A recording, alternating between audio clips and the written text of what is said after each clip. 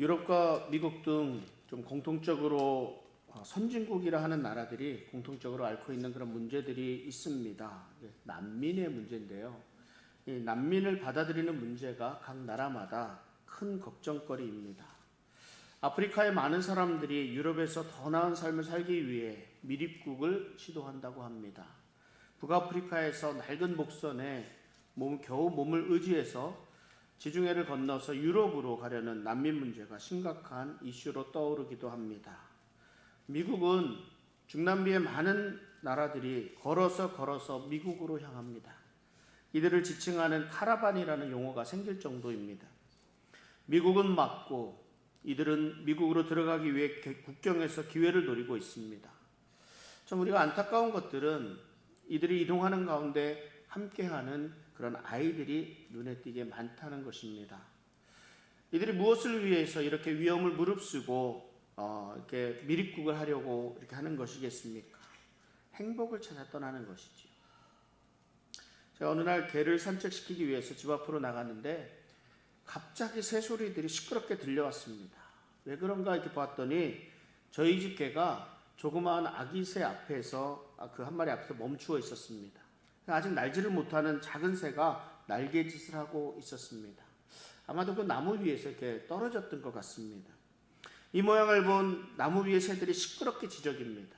그리고 그 중에 한 마리가 저와 개에게 공격해 오듯이 이렇게 미끄럽고 작은 아기 새 머리 위로 저공 비행을 이렇게 하면서 왔다 갔다 합니다. 순간 어미새가 아기 새를 보호하기 위해 애를 쓰고 있다는 이런 생각을 하게 되었습니다. 그래서 그 개를 데리고 자리를 비켜 주었습니다. 이것이 어미새의 본능입니다. 그러니까 영혼 없는 날짐승도 자신의 새끼를 위해서 자기 몸을 희생하는 것이 본능입니다. 하나님이 이렇게 만들어 주셨어요. 행복을 꿈꾼다는 것은 누구나의 본능입니다.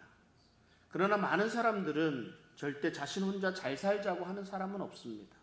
행복을 꿈꿀 때는 늘 가정의 행복을 꿈꾸게 됩니다. 나는 어떻게 되어도 좋으니까 내가 좀 더 수고를 하더라도 우리 가정이 좀 더 행복했으면 좋겠다 하는 이 생각을 하게 됩니다. 이렇게 생각하는 것이 정상입니다. 그런데 사람들이 이렇게 생각하지를 않습니다. 무책임한 아버지, 무책임한 어머니, 이런 사람들이 자녀들을 방치합니다. 내가 힘들다고 연로하신 부모님을 버려둡니다. 그러면서 사회가 이렇게 만들어가지 않느냐, 사회를 비판하기도 합니다.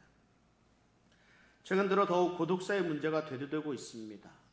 나이 많은 노인들의 고독사뿐만 아니라 이것이 중년, 청년에 이르기까지 외롭게 죽어가는 사람들의 소식을 사회면에서 종종 확인할 수 있습니다. 이런 현상들이 많은 가정들이 무너진 모습이라고 생각하니까 많이 안타깝습니다. 어떤 가정이 바른 가정의 모습이겠는가? 여러분들 많이 생각하셨을 것입니다. 우리의 자녀들을 언제까지 돌봐주어야 하는가?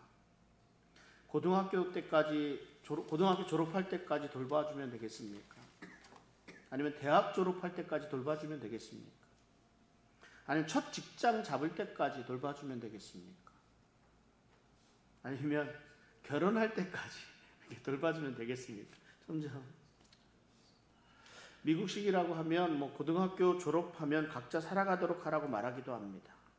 그런데요, 나이가 20이 되든 30이 되든 심지어 40이 되고 50이 되어도 아들은 아들이고 딸은 딸입니다. 도와주고 안 도와주고를 떠나서 우리가 살아가는 동안 아버지는 아버지이고 아들은 아들입니다. 이 변함없는 사실입니다. 우리에게 변함없는 가정의 모습은 어떤 사회적 이론으로 바르다 그르다 이걸 판단할 수가 없습니다. 사회제도는 대가족 제도에서 핵가족 제도로, 다시 핵가족 제도에서 대가족 제도로 또 변해가기도 합니다. 수많은 가정들이 여러 가지 이유로 깨져나가고 있습니다. 사랑과 희생으로 하나 되는 가정의 모습이 사라지고 부모와 자녀들이 대립하고 남편과 아내와 불화가 오고 부부의 이혼으로 겪게 되는 불안정한 가정의 모습들이 이렇게 점점 어그러져만 가는 가정의 모습들이 우리의 마음을 아프게 하기도 합니다. 저는 오늘 본문을 읽으면서 가정에 대해 가지고 계신 하나님의 뜻을 다시 한번 묵상하게 되었습니다. 하나님께서 우리를 하나님의 형상으로 만드셨습니다. 우리를 남자와 여자로 만드시고 하나가 되게 하셨습니다. 그리고 우리로 하여금 생육하고 번성하라 하셨습니다. 이 말씀을 다시 한번 읽어보는데 28절 말씀만 다시 한번 읽어보겠습니다. 하나님이 그들에게 복을 주시며 하나님이 그들에게 이르시되 생육하고 번성하여 땅에 충만하라. 땅을 정복하라. 바다의 물고기와 하늘의 새와 땅에 움직이는 모든 생물을 다스리라 하시니라. 이 말씀을 누구에게 하신 말씀인지 아십니까? 온 인류의 대표성을 가진 아담에게 말씀하신 것이 아니라 남자와 여자를 만드시고 그들에게 복을 주시고 그들에게 말씀하셨습니다.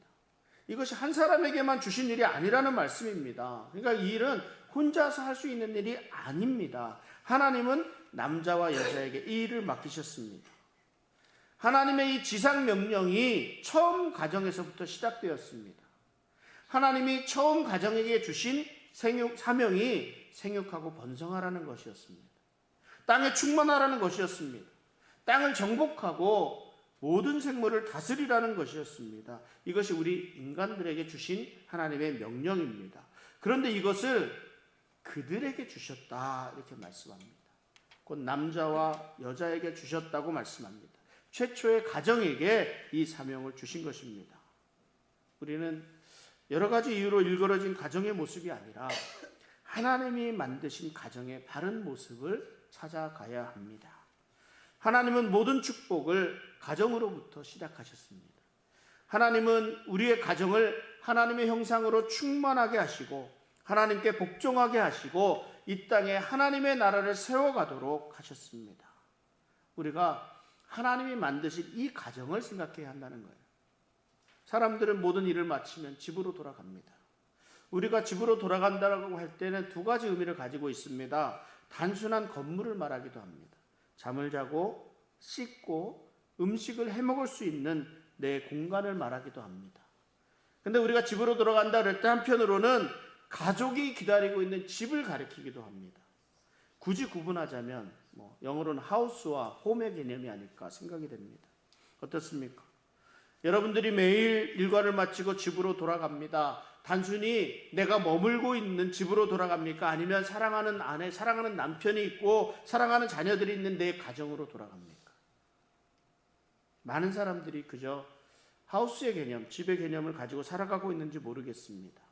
그저 밥을 먹는 곳, 잠을 자는 곳, 씻는 곳이 전부인 것처럼 살아가고 있습니다. 이러한 관계로 부모와 자식 간의 관계가 형성이 되고 유지가 됩니다. 형제 간의 관계가 유지가 됩니다. 집을 유지하기 위해서 어떻습니까? 돈을 벌어다 주는 사람이 있고 밥을 해주는 사람이 있고 학교를 데려다 주는 사람이 있습니다. 정말 메마른 집에서의 삶이 아니겠습니까? 물론 따뜻한 가정을 이루며 살아가는 사람들도 많이 있습니다. 서로의 마음이 오고 갑니다. 사랑의 관계가 맺어져 있습니다. 가정을 통해 꿈을 나누고 그 꿈을 이루어 갑니다. 어려운 일을 함께 하기도 합니다. 그리고 힘을 합해서 어려운 이웃을 도와주기도 합니다. 이것이 가정입니다. 어떻게 보면 행복한 가정입니다. 그런데 조금 더 생각해 보아야 될 것이 있습니다.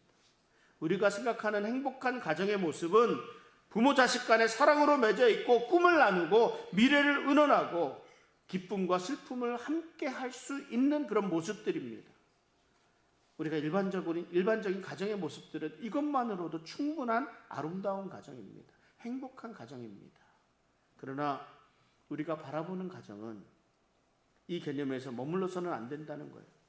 우리가 추구하는 행복한 가정이란 우리 가정을 통해서 하나님의 뜻이 나타나고 하나님의 나라가 이루어져야 합니다. 이것이 궁극적으로 우리 가정을 세우신 하나님의 뜻이기 때문입니다. 그저 우리 가족이 편안하게 남부럽지 않게 살아가도록 우리 가정을 세워주신 것이 아니라는 것을 알아야 합니다. 우리 가정을 통해서 이루시고자 하는 분명한 목적이 있습니다.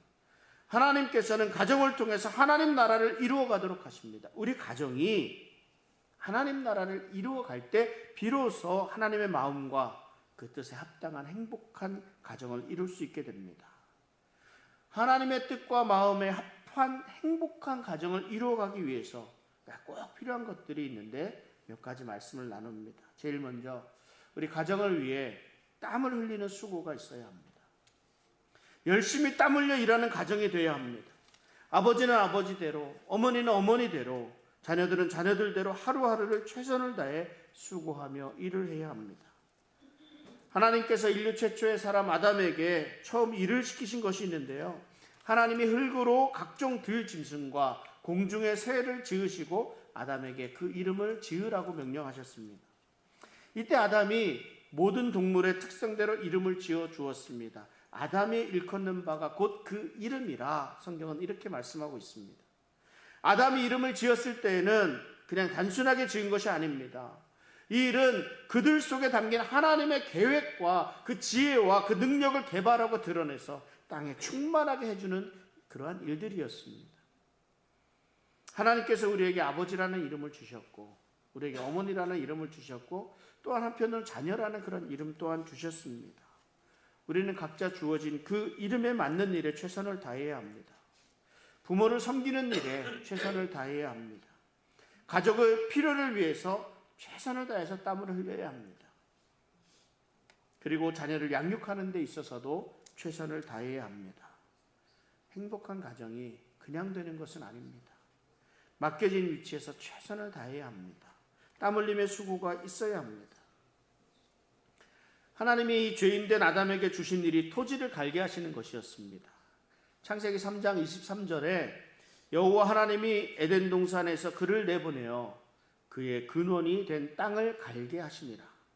사람이 흙으로부터 왔잖아요. 흙으로부터 왔으니까 그 근본인 흙을 통해서 죄로 인해서 더럽혀진 인간, 더러운 죄로 인해서 감추어진 하나님의 형상을 찾아내서 충만하게 하라는 의미가 이 안에 들어있습니다. 우리는 여기에서 우리 가정이 해야 하는 중요한 일을 생각해 볼 수 있는데 우리 가정의 근원을 찾아야 되는 일입니다. 그 근원은 하나님께서 우리를 만드신 그 목적을 찾는 것입니다. 하나님의 뜻에 합당한 가정을 세워나가는 것입니다. 자녀를 낳고 그 자녀들이 가지고 있는 하나님의 성품을 드러내고 개발해서 하나님의 사람으로 온전히 키우는 곳이 가정이 되어야 합니다. 가정에서 자녀들에게 온전한 가치관을 가질 수 있도록 도와줘야 합니다. 여러분, 어떤 직업이 좋은 직업이겠습니까? 돈 많이 버는 직업이 좋은 직업이 아니라 하나님이 부르시는 곳, 어느 곳이든 우리가 있어야 하는 그 자리가 되어야 좋은 직업입니다. 그러므로 부모는 우리 자녀들이 하나님의 부르시는 곳에서 하나님의 뜻을 따라 하나님이 보내신 목적을 잘 감당하며 살아갈 수 있도록 인도해 주어야 합니다. 하나님께서는 이스라엘의 가정들이 평생에 걸쳐 지켜야 할 규례를 정해 주셨습니다. 그것은 어떻게 자녀를 양육해야 할 것인가에 대한 말씀입니다. 신명기 6장 4절부터 9절까지를 우리 한 절씩 교독으로 한번 읽어보도록 하겠습니다. 이스라엘아 들으라. 우리 하나님 여호와는 오직 유일한 여호와이시니 너는 마음을 다하고 뜻을 다하고 힘을 다하여 네 하나님 여호와를 사랑하라. 오늘 내가 네게 명하는 이 말씀을 너는 마음에 새기고 네 자녀에게 부지런히 가르치며 집에 앉았을 때에든지 길을 갈 때에든지 누워 있을 때에든지 일어날 때에든지 이 말씀을 강론할 것이며 너는 또 그것을 내 손목에 메어 기호를 삼으며 내 미간에 붙여 표로 삼고 내 집 문설주와 바깥문에 기록할지니라. 우리 자녀들을 어떻게 양육해야 될까요? 부모들이 하나님을 사랑해야 합니다. 우리 부모들이 신앙의 모범이 되어야 합니다. 자녀들은 부모의 하는 모습 그대로를 쫓아갈 수밖에 없습니다. 부모의 기도하는 모습을 통해 자녀들이 기도합니다. 자녀들은 부모에게서 보는 것 그대로 배웁니다. 부모님의 신앙이 그대로 자녀들에게 전해진다는 것을 알아야 합니다. 마냥 혼내기만 할 수 없는 것이 내가 보여준 것이 그러한 삶이기 때문에 그렇습니다. 부모가 하나님 앞에서 그래서 잘 살아야 합니다. 또한 자녀의 양육은 하나님의 말씀으로 해야 합니다. 여호와를 아는 것이 지식의 근본이라고 말씀하십니다. 말씀을 통해 하나님을 온전히 소개해야 합니다. 더불어 가정의 분위기를 신앙적으로 잘 이끌어 주어야 합니다. 말뿐이 되어서는 안 되는 거예요. 자녀들에게는 성경 읽어라 하면서 당신을 읽지 않으면 올바로 인도할 수가 없는 것이죠. 부모가 자녀를 위해서 애써서 땀 흘려 해야 하는 일은 그 안에서 하나님 앞에서의 자신의 모습을 잘 찾을 수 있도록 인도해 주는 것입니다. 그리고 또한 자녀는 자녀로서 부모에게 순종해야 합니다. 부모님을 위해 땀 흘려 섬겨야 합니다. 결혼해서 자식을 가지게 되면 부모의 심정을 이해한다고 합니다. 그럼에도 불구하고 우리 자녀들의 마음속에는 부모보다는 당신의 자식들이 더 차지하게 되는 것, 어찌 보면 이것이 당연한 것 아닌가 생각이 됩니다. 그래서 연로한 부모들이 소외감을 느끼게 되고 서운한 마음을 가지게 됩니다. 부모의 은혜, 알면서도 갚지 못하며 후회하는 것이 이 부모님의 은혜입니다. 사회가 병들어가면서 부모 자식 간의 관계도 어그러진 경우를 많이 보게 됩니다. 자식에 대한 사랑이 과할 정도로 늘어나면서 상대적으로 부모님에 대한 관심이 줄어드는 것도 사실입니다. 자식은 늘 눈에 밟히는 것이 당연합니다. 이것이 부모의 마음입니다. 그러나 부모에 대해서는 자식들이 애써서 생각해야 합니다. 작정하며 생각하지 않으면 잊혀져 갑니다. 부모가 자식 생각하는 만큼 부모를 생각하는 사람은 없다고 해도 과언이 아닙니다. 그래서 어느 날 같은 날이 있는 거예요. 어머니 날, 아버지 날, 어버이날이 있는 겁니다. 이날만이라도 작정하고 부모님을 좀 생각하라, 이 뜻 아니겠습니까? 제자리를 차지한다는 것이 쉽지만은 않습니다. 아버지로서, 어머니로서, 자녀로서 온전히 서고자 하는 노력, 땀 흘림이 있을 때야 비로소 우리 가정에 미래가 있습니다.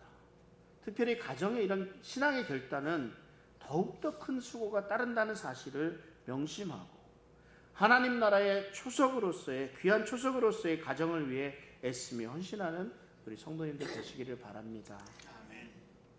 또 행복한 가정을 이루기 위해서 우리가 생각해야 될 것은 가정에서의 참된 안식입니다. 가정은 우리의 쉼의 장소가 되어야 합니다. 쉼이 있는 곳이 가정입니다. 안식할 수 있는 곳이 가정입니다. 창세기 2장 18절에 보면 여호와 하나님이 이르시되 사람이 혼자 사는 것이 좋지 아니하니 내가 그를 위하여 돕는 배필을 지으리라 하시니라. 하나님께서 가정을 이루어 주신 것은 그 안에서 참된 쉼을 얻도록 하시기 위함입니다. 사람은 애초에 만들어질 때부터 완벽하지 못했습니다. 혼자 있으니까 불안합니다. 한문으로 사람인자 보면 두 사람이 서로 이렇게 기대어 있는 그런 모습입니다. 사람은 서로 기대어 있어야 편안합니다. 안정을 가질 수 있습니다. 오늘날 우리는 살아가는 것이 이전보다 몇 배는 더 피곤한 삶을 살고 있습니다. 더 많은 것을 생각해야 합니다. 더 복잡한 세상에서 살고 있습니다. 예전에 농경사회에서는 해가 뜨면 그냥 일어나서 밥 먹고 농사 지으면 되었습니다. 그런데 오늘날에는 시간을 쪼개면서 살아가야 합니다. 육체적인 노동뿐만 아니라 정신적인 스트레스까지 우리를 괴롭힙니다. 우리에게 쉼이 필요합니다. 그런데 우리가 이 쉰다는 의미를 잘못 이해하고 있습니다. 집에서 누워서 자는 것이 쉬는 것이 아닙니다. 우리가 알아야 될 것은 우리에게 있는 참된 안식은 예수 그리스도에게 모든 것을 맡길 때 찾아온다는 겁니다. 마태복음 11장 28절부터 30절까지 우리 한 목소리로 함께 봉독하도록 하겠습니다. 수고하고 무거운 짐진 자들아 다 내게로 오라. 내가 너희를 쉬게 하리라. 나는 마음이 온유하고 겸손하니 나의 멍에를 메고 내게 배우라. 그러면 너희 마음이 쉼을 얻으리니 이는 내 멍에는 쉽고 내 짐은 가벼움이라 하시니라. 아멘. 우리 가정이 예수님 안에 있으면 자유함을 얻을 수 있습니다. 정말 중요한 것은 모든 것을 벗어버리는 자유함이 아니라 내 것은 벗어버리고 예수님의 멍에를 메는 자유함이라는 거예요. 하나님께서 우리 가정을 통해서 이루시고자 하는 분명한 목적이 있습니다. 이 일은 분명 우리에게 짐이 되는 것이 아니라 오히려 우리에게 쉼이 되는 것입니다. 우리가 일할 때 무거운 짐을 드는 것이 우리의 육신을 상하게 하지만 운동을 위해서 무거운 것을 드는 것 우리의 육신을 건강하게 합니다. 우리 가정이 예수 안에서 맡겨진 사명에 최선을 다할 때 이것이 참된 쉼이 되고 행복한 가정을 이룰 수 있습니다. 어쩔 수 없이 교회에 나오는 것이 아니라 교회에 나오는 것이 진정한 기쁨이 되는 거예요. 우리 가정에 맡겨진 사명이 너무나 무거워서 이것이 고통이 되는 것이 아니라 그 일을 수행하게 되면서 오히려 더 큰 기쁨으로 행복을 누리며 살아가는 것입니다. 예수 그리스도 안에 머무는 우리 가정들이 될 수 있기를 바랍니다. 그 안에서 우리 참 쉼을 통해 우리 가정에 허락하신 그 목적을 이루어가며 또한 행복한 가정을 이루어가는 복된 성도님들의 가정이 되시기를 바랍니다. 아멘. 그리고 행복한 가정을 이루어가기 위해서 꼭 있어야 하는 한 가지를 더 말씀을 드립니다. 이것은 절제할 수 있는 힘입니다. 절제. 창세기 2장 16절 17절을 보면 여호와 하나님이 그 사람에게 명하여 이르시되 동산 각종 나무의 열매는 네가 임으로 먹되 선악을 알게 하는 나무의 열매는 먹지 말라. 네가 먹는 날에는 반드시 죽으리라 하시니라. 하나님께서 왜 선악과를 만들어 놓고 우리를 시험하셨겠는가? 차라리 만들어 놓지 않았다면 우리가 유혹에 넘어갈 이유가 아무것도 없었을 텐데 이런 생각을 많이 해봅니다. 여러분, 과하면 부족함만 못하다는 말이 있습니다. 내가 가진 돈인데 내 마음대로 하지 못하겠는가? 내가 내 시간인데 내 시간 내 마음대로 쓰지 못하는가? 거기에 이제 내 자식인데 내 마음대로 할 수 없겠는가? 하나님이 우리에게 모든 실과를 먹게 하셨지만 선악을 알게 하는 열매는 먹지 말라 하셨습니다. 아무리 먹음직하고 탐스럽다 하더라도, 그리고 내가 그것을 다 먹을 수 있을 능력이 있다고 하더라도 그 욕망을 누를 수 있어야 한다는 거예요. 어느 가수가, 그 동료 가수가 정말 칭찬을 하는데 어떤 칭찬을 하냐면요, 저 가수는요 지를 수 있는데 지르지 않는다고 합니다. 정말 노래를 잘 부른다고 칭찬했습니다. 얼마든지 자신의 성대를 뽐내고 멋있게 화려하게 부를 수 있는데 그렇게 하지 않았습니다. 왜요? 무엇 때문에 그래요? 그 노래가 지르는 노래가 아니기 때문에 그렇습니다. 그러니까 절제가 필요한 거예요. 오늘은 우리가 어버이 주일로 하나님께 올려드리고 있습니다. 어버이 주일은 부모님의 은혜를 다시 한번 깊이 새기고 그 감사를 표현하는 의미가 있습니다. 나는 못 먹어도 자식 배부르면 내 배도 부르다는 것이 부모님의 한결같은 마음입니다. 위로는 부모님을 잘 섬기고 아래로는 자녀들을 잘 양육해야 합니다. 건강하고 행복한 가정을 이루어 나가는 것이 진정 부모님을 기쁘시게 해드리는 일인 줄로 압니다. 오늘 말씀을 정리합니다. 행복한 가정을 이루기 위해서 우리에게 꼭 필요한 것이 무엇이겠습니까? 가정을 위해 땀 흘리는 수고가 있어야 합니다. 그리고 그리스도 안에서 참된 쉼을 얻어야 할 것입니다. 우리 예수님에게 모든 것을 맡기고 우리 주님의 일을 감당하며 참 기쁨과 평안을 누릴 수 있어야 할 것입니다. 일하는 것과 우리 쉬는 것의 강약을 잘 조절할 수 있는 또한 절제의 능력 또한 필요합니다. 하나님 앞에서 우리 가정의 바른 모습을 회복해 갈 수 있기를 바랍니다. 하나님의 명하신 분명한 목적을 이루어가는 가정으로 그 수고가 열매로 나타나고 예수 그리스도 안에서 우리 참된 쉼을 누리며 살아가는 우리 복된 벨리한인 장로교회 성도님들의 가정이 될 수 있기를 우리 주님의 이름으로 축원합니다. 우리 이 시간 같이 좀 기도하시기 바랍니다. 이 시간